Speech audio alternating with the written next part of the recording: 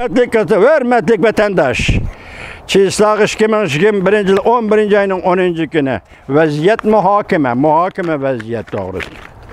Aldığınız gibi bir sual taşlayın. 9. günü Amerika Koşmuş Ştatlarının senatörleri ve devlet parlamentindeki avam palata azaları her bir ayrı planga oturup Filipin Manila'dan Tayvan güçtü. Aldığımızdaki muşaptiden keyinki haftada Amerika Koşmuş Ştatlarının prezidenti Joe Biden ekran jığını ötküzüp Cumhuriyet Halk Cumhuriyeti'nin reisi Xi Jinping ile görüşüdü. Jack Sullivan'ın Aksaray'da nemi degeldiğin tünüvesiyle tapşırıp verdik. Onun aklını pozisyon görüştürdük.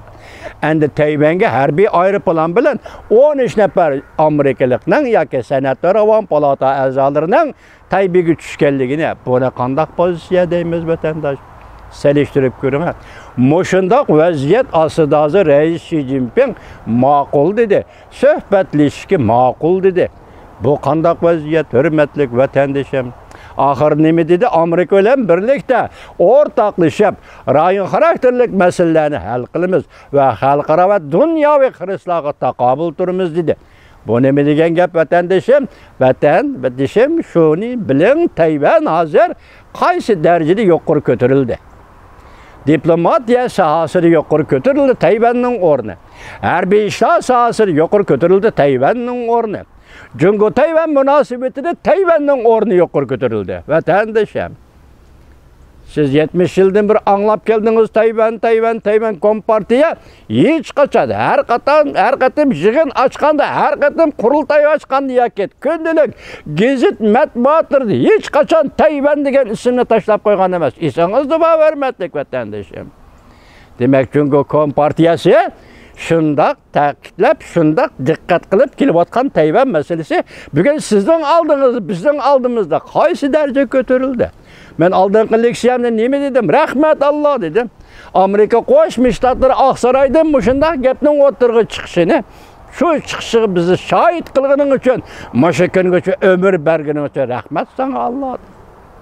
Endi bugün Allah deymiz Amerika Koşmuş Ştatlarına medet atakıl, nusret atakıl Amerika Koşmuş Ştatlarına, Amerika halkıga, hükümetle kollaşır oyunu atakıl Allah deymiz vatandaşlar. Ben arlık silahı dedim. Prezident Joe Biden hükümeti, işki kararlılık hükümet. Amerika'da işki kararlılık hükümet kılıp tügüteleydiğen, eğer kılışını halisa kılıp tügüteleydiğen işini Prezident Joe Biden hükümeti 10 ayda tügetti degen idi vatandaş. Görüp bakın. O ağızdı sizin ağzınızı, benim ağzımızı çünkü Tayvan degen gap oğay gap. Bu oğaylı çıkıdı vatandaşım. Çünkü o Tayvan undaq ziddiyet bir bütünlükü vatandan bir kısmı deydi çünkü yaqtaydı Tayvan bu gaplar sizden bizden ağzımızda oğaylı çıkıdı vatandaşım. Ameliyatı bu qandaq iş vatandaşım. Yer işarı karakterlik.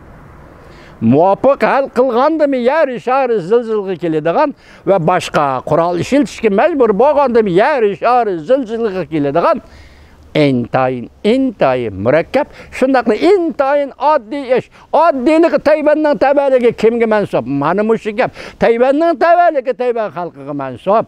Hazır şunun yüzülüp kelip atıdı hürmetlik vatandaş. Endi gap ahırda siz dikkat kıldığan nokta dedim go.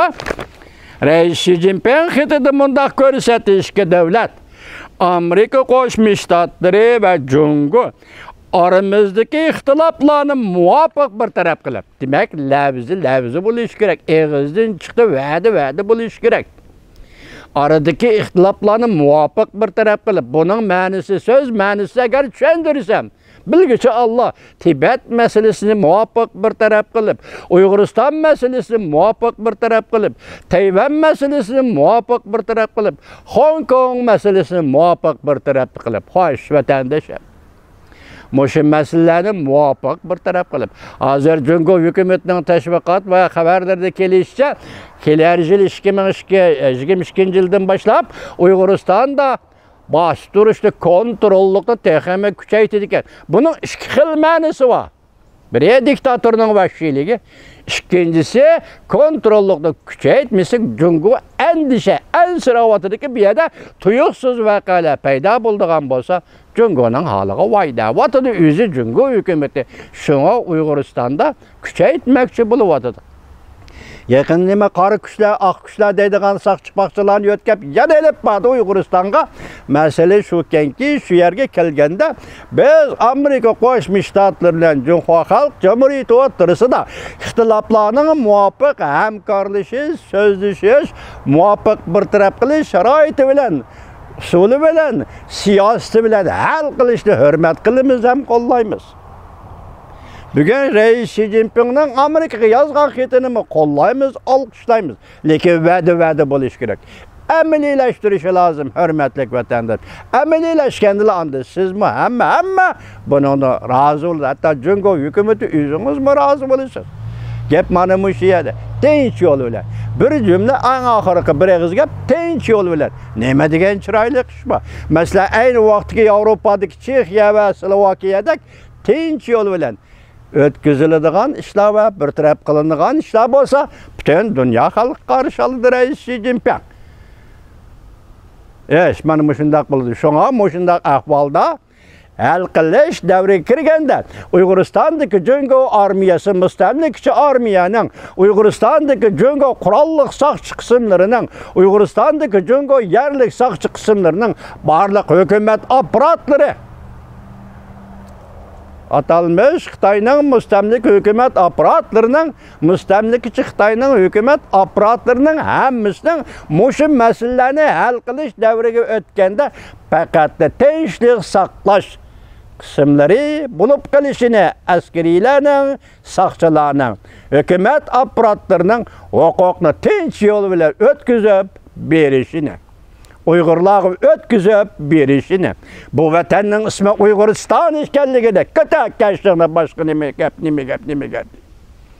Huquqning Uyg'urlarga o'tkazib berilishi kerakligini Reis Xi Jinping biz mi hem sizin aldığınızı koymayız.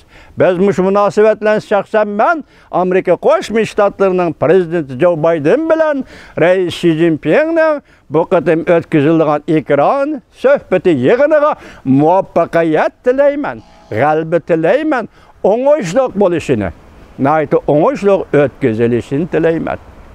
Yani en ahırda 13 nefer Amerika'nın vekili ziyaret sayahat vekillerini oltağı uzop Tayvan'a düşken aşağı ayrıpalarını haydigen Amerikalık deniz armiyasının uçkucusu yaki deniz armiyasının askeriga minglarca rahmet eytimen vatandaş.